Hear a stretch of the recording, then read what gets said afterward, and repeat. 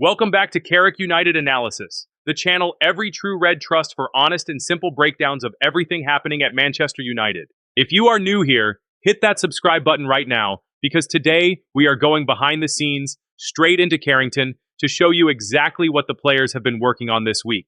Training ground reports do not always get the attention they deserve, but honestly, they often tell us more about a club's direction than any post-match interview ever could. Today we have a full breakdown from Carrington, and there is a lot to get excited about. Amad Diallo is back in full training, a big future target was watching from the sidelines, and Michael Carrick has clearly identified exactly what went wrong against Hull City, because he is already working to fix it on the training pitch. So let us go through every single detail together, step by step, in simple and clear language, so you understand exactly what this all means heading into the next match. Why training ground reports actually matter. Before we dive into the details, let us take a moment to explain why this kind of information is so valuable to fans. Match days show us the result, the goals, and the headlines. But training days show us the process. They show us what the manager is actually working on, which players are building fitness, which players are being trusted with responsibility, and which future signings are already being introduced into the environment. When you understand what happens during the week, match day results start to make a lot more sense. A poor performance is not just bad luck, it often has a clear reason behind it, and a good training session is often the first sign that a manager is already fixing the problem. Today's Carrington report gives us exactly that kind of insight, so let us break it down properly. The squad training status, who was involved. Let us start with the basics, who was actually out on the training pitch today. Fully integrated in the session were Bruno Fernandes, the captain, alongside Marcus Rashford, Youri Tielemans, Bryan Mbeumo, and Matheus Cunha. This is a strong group of attacking and creative talent, and having all of them fully involved in training normally is a great sign heading into the next fixture. Then comes the biggest boost of the entire report. Amad Diallo is officially back in full first-team training. Not just training on his own, not just doing light fitness work on the side, but fully involved and completing all contact drills sharply. That phrase, completing all contact drills sharply, is exactly what fans wanted to hear. It means Amad is not holding back, not protecting himself carefully, but competing at full intensity like any other fit player in the squad. And then there is the special observer. Carlos Baleba, a name we have talked about before on this channel, was present on the sidelines during the session. He is currently inactive in terms of participating, but he spent the session absorbing tactical instructions. Let us pause on that for a moment, because it is a very interesting detail. Why would a player who is not yet part of the club be present at a training session, watching tactical instructions closely? We will come back to this a little later in the blog, because there is a lot worth thinking about here. Breaking down the ammunition and finish drill. Now let us get into the actual training modules used this week, starting with the first one, which was led personally by Michael Carrick himself. This drill has been given a strong nickname, the ammunition and finish drill. Just from the name alone, you can already guess what the purpose was, supplying the final ball and then finishing clinically. But let us break down exactly why this drill was needed in the first place. The focus of this session was clear, correcting the clinical edge that was missing during the Hull City defeat. If you watched that match, you probably remember moments where United created good positions in the final third, but simply could not find the finishing touch needed to turn chances into goals. Carrick clearly identified this issue immediately, and rather than simply talking about it, he built an entire training module specifically designed to fix it. Let us walk through exactly how the drill worked. Bruno Fernandes and Youri Tielemans operated in a central pivot position. Think of a central pivot as the engine room of the team, the area just in front of the defense where passes are received, controlled, and quickly redistributed. From this position, Bruno and Tielemans were pinging rapid, one-touch progressive passes into the half spaces. Let us explain that phrase simply, half spaces. On a football pitch, the half space is the area between the wide flank and the central channel. It is a dangerous zone because defenders often struggle to decide whether to press it as part of their wide coverage or their central coverage. Delivering quick, one-touch passes into these areas is one of the most effective ways to break down an organized defense. From there, the drill continued into the final part of the move. Marcus Rashford and Bryan Mbeumo repeatedly cut inside from the flanks to feed Matheus Cunha. Picture wide players starting near the touchline, then cutting inward diagonally toward goal, dragging defenders out of position as they do so, before delivering the ball to Cunha in a central striking position. And here is the most important part of the entire drill. Cunha focused strictly on first-time, low-driven finishes into the bottom corners. Let us take a moment to appreciate how specific and deliberate this instruction is. Not just shooting, not just finishing when comfortable, but strictly first-time finishes, strictly low and driven, strictly aimed at the bottom corners. This is not random shooting practice. This is precision training, designed to build muscle memory for exactly the kind of clinical finishing that was missing during that Hull City performance. Why does first-time finishing matter so much? Because in a real match, defenders close down space extremely quickly. A striker who takes an extra touch before shooting often loses the chance entirely, either through a last-ditch tackle or a blocked effort. Training players to finish instinctively in one movement increases the chances of actually converting these situations into goals during real matches. Here is a question worth thinking about.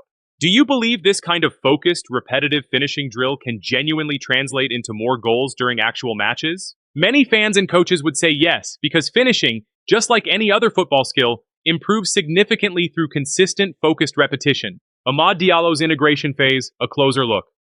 Now let us move on to arguably the most exciting part of this entire report, Amad Diallo's return to full training. The focus of this specific part of the session was clear, testing Amad's sharpness and fitness levels after his injury layoff. This is a completely normal and necessary process. After any injury, a player cannot simply jump straight back into full match intensity without being carefully tested first. The medical and coaching staff need real evidence that his body, his sharpness, and his reactions are all back to the level required for first-team football. So how exactly was Amad tested? He was placed into a high-intensity 5 versus 2 rondo before joining the main attacking shape.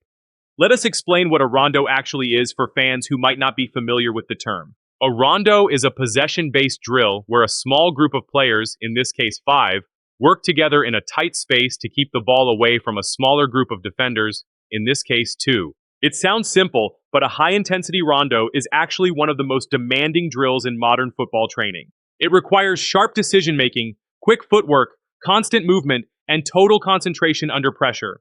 Placing Amad into a high-intensity version of this drill right after his return tells us the coaching staff wanted to properly test his sharpness immediately, not ease him in gently. And how did he respond? According to the report, he showed zero hesitation in physical duels. Let us think about how important that detail is. Hesitation after returning from injury is extremely common among players, sometimes even without them realizing it themselves. A player who has been through an injury layoff can subconsciously protect the injured area, pull out of certain challenges, or avoid physical contact without even meaning to. The fact that Amad showed zero hesitation is a hugely positive sign. It suggests his confidence in his own body is fully restored, and that mentally, he is ready to compete at full intensity again. The report also tells us he linked up effortlessly with Diogo Dalot overlapping on the right wing. This detail is exciting for a very specific reason: chemistry.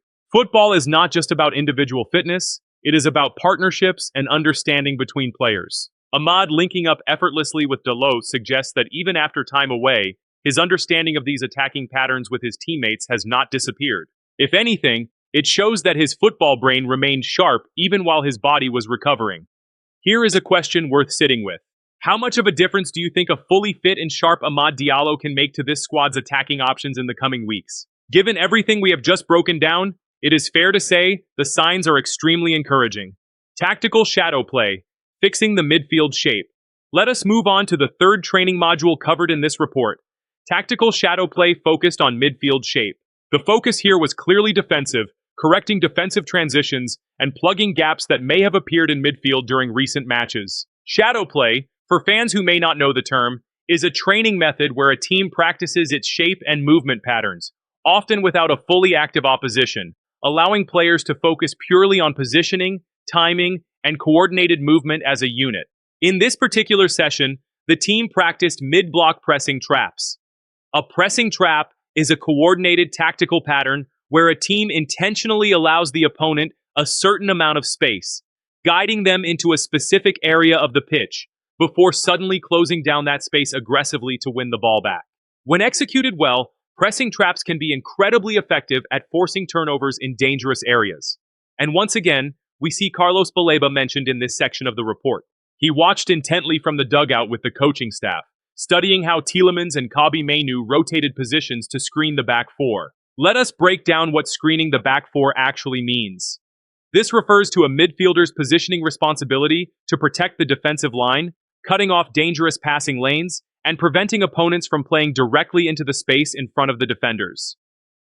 Watching how Tielemans and Mainu rotate to cover this responsibility gives real insight into the tactical structure Carrick is building. The fact that Baleba was specifically watching this part of the session so intently is worth thinking about carefully. Remember, Bruno Fernandes recently described Baleba as an exceptional player, strong, intelligent, and composed under pressure, with the exact profile for Manchester United. Seeing him closely observe exactly this kind of defensive midfield rotation suggests he may already be mentally preparing for exactly this kind of tactical role within the team. Here is a question worth asking yourself. If Baleba is already this closely studying the exact defensive patterns of this specific midfield, what does that tell you about how seriously any potential move to this club might be developing behind the scenes? Carrington Buzz, the small details that say a lot. Now let us move into a section of the report that focuses on smaller but equally telling details from the session, starting with the captain. Bruno Fernandes was incredibly vocal, demanding a much higher tempo in the final third than what was shown last weekend. Let us think about what this really tells us. Leadership is not just about scoring goals or providing assists. It is about setting standards during training, even when the cameras and crowds are not watching. Bruno demanding higher tempo directly addresses one of the clear issues from the recent defeat. If the team's attacking play lacked speed and urgency during the match, then a captain pushing for higher tempo during training is exactly the kind of leadership response fans want to see. This also connects directly back to the earlier finishing drill. Higher tempo in the final third, combined with sharper, first-time finishing, paints a clear picture of exactly what Carrick and his captain are working to fix together. Now let us look at the final detail from this report. Marcus Rashford stayed behind for an extra 20 minutes after the main session to practice isolated 1-versus-1 shooting drills against the academy goalkeepers. This is a small detail, but it says a lot about mentality. Staying behind after a full training session, when most players are heading off to recover and rest, shows real personal responsibility and hunger for improvement. Rashford choosing to work specifically on 1-versus-1 shooting situations suggests he is personally focused on sharpening exactly the kind of finishing moments that can decide tight matches. Here is a question worth thinking about. Do these kinds of individual efforts, extra shooting practice, vocal leadership demands, and full-intensity contact drills after injury tell you more about a squad's mentality than the actual result of the last match itself? Many experienced football people would argue yes, because performances often follow directly from the habits built during the week. Bringing all the pieces together. Let us step back now and look at the full picture painted by this Carrington report. Michael Carrick clearly identified a specific problem after the Hull City defeat, a lack of clinical finishing in the final third. Rather than simply hoping the issue fixes itself, he designed a specific, detailed training module aimed directly at correcting it, involving quick central passing, half-space delivery, wide players cutting inside, and strict first-time, low-driven finishing. At the same time, the club received massive positive news regarding Amad Diallo. Not only is he back in full training, he is showing zero hesitation, completing contact drills sharply, and already linking up smoothly with teammates like Dalot. Every sign points toward a player who is genuinely ready to make a real impact very soon. Alongside all of this, Carlos Baleba's continued presence at the training ground, closely observing specific defensive midfield patterns, keeps an exciting storyline alive for fans who have been following his praise from captain Bruno Fernandes.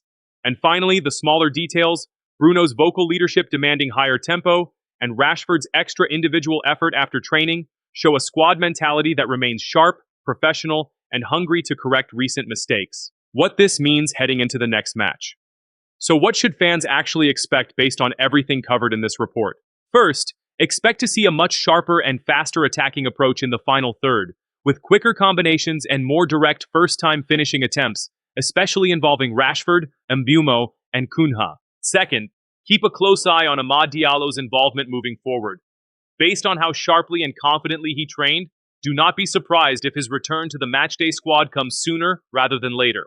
Third, continue watching the Carlos Baleba storyline closely. His continued presence at training sessions, closely studying specific tactical details, suggests this is a situation worth paying very close attention to in the coming weeks. Fourth, expect continued strong leadership from Bruno Fernandes, both on the pitch during matches and behind the scenes during training, pushing standards higher after a disappointing result. A question worth ending.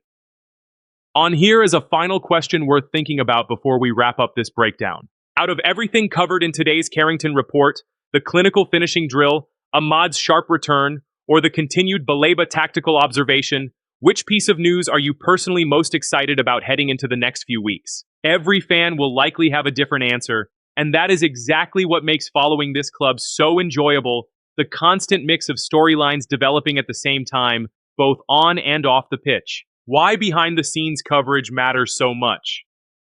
In football media today, most attention goes toward match highlights and post-match interviews. But the truth is, matches are often decided by what happens during the week, not just on the day itself. Understanding training ground details, tactical focus areas, and player mentality gives fans a much deeper understanding of exactly why results happen the way they do. That is exactly why coverage like this matters, and exactly why Carrick United Analysis exists, to bring these behind-the-scenes details to you in a way that is simple, clear, and honest, without unnecessary exaggeration or confusion. If you want a trusted source that goes beyond just match-day headlines and actually explains the full picture behind this club, then you are exactly where you need to be. Bringing it all together. Let us do one final recap of everything covered in today's Carrington training report. Bruno Fernandes, Marcus Rashford, Yuri Tielemans, Brian Mbomo, and Matheus Cunha were all fully integrated into the session. Amad Diallo is officially back in full first-team training, showing sharpness and zero hesitation in contact situations. Carlos Baleba was present as a special observer, closely watching tactical instructions from the sidelines. Michael Carrick personally led a finishing-focused drill aimed at correcting the clinical edge missing during the Hull City defeat. Ahmad was tested through a high-intensity rondo before joining full attacking shape, linking up effortlessly with Diogo Dalot. The team practiced tactical shadow play focused on midfield shape and pressing traps, with Baleba closely observing Tielemans and Mainoo's positional rotations. Bruno Fernandes was vocal in demanding higher tempo in the final third, while Marcus Rashford stayed behind for extra individual shooting practice. Final thoughts. This Carrington report gives fans a genuinely encouraging look behind the scenes at Manchester United right now. A manager clearly identifying and directly addressing a specific weakness. A key attacking talent returning to full sharpness after injury. A highly rated potential future signing closely observing the tactical setup. And a captain and senior players showing real leadership and personal responsibility during training. Thank you so much for reading and being part of this breakdown. If this gave you a clearer picture of exactly what is happening behind the scenes at Carrington, share it with a fellow United fan who would enjoy this kind of insight. And if you want more honest, simple, and trusted coverage of everything happening at Manchester United, make sure you are subscribed to Carrick United Analysis, because this is where the real story always comes first. Until next time, keep the faith, trust the process, and let us go again together. Glory, glory, Man United.